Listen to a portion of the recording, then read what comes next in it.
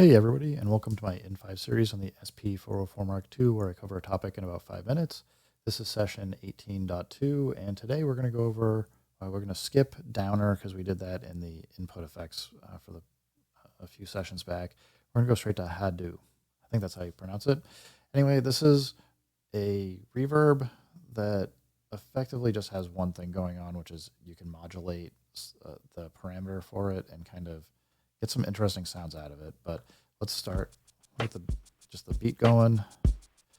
And if I turn it on, you can immediately hear you've got some reverb going. You can adjust the level to taste for how much reverb you want, like go extreme.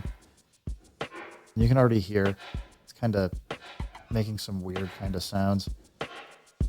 You can adjust the modulation depth, which is going to give you, it's going to kind of help change the reverb sound a little bit over time. The time is adjusting I believe it's the period of time for like kind of how long the reverb is going. And then you have a second page here, you get low cut. If you want to low cut out, you can have flat, you can go all the way up to 800 Hertz. This is really just helping kind of pull out some of the low end.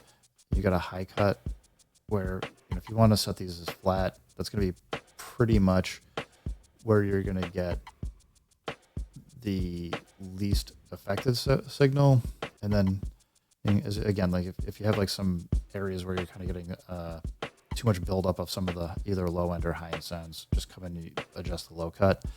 The pre-delay is going to be whether or not the reverb kicks in immediately, or if I put this all the way out, you can kind of hear.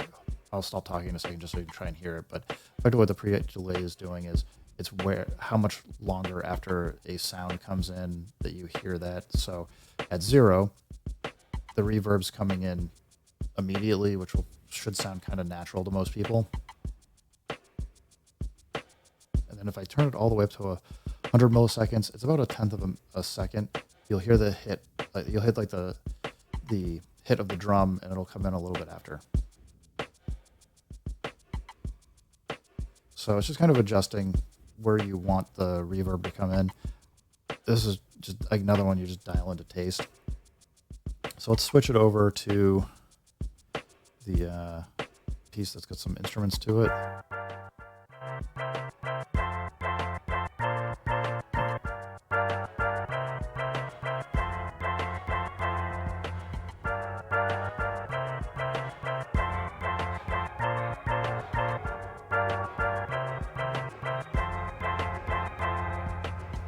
So the reason why I wanted to kind of have these two is you can kind of hear, I would say more or less, this effect sounds like just a regular reverb when you're running just drums.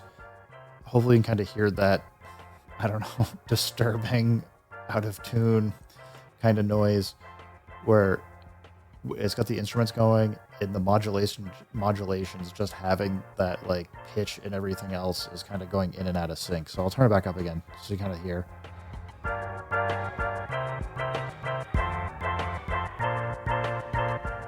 Now with mod depth of 0, it sounds much more like a natural reverb.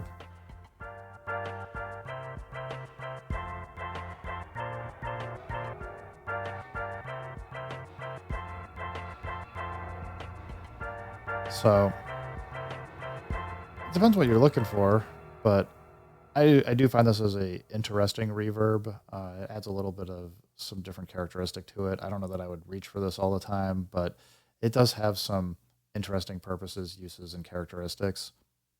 So I would say definitely check it out, play around with it, find what content works really well with it for what you're making, see what doesn't work. Kind of percussive stuff you might find is less interesting, but some of the more instrumental or things that have changing pitch over time will probably sound more interesting.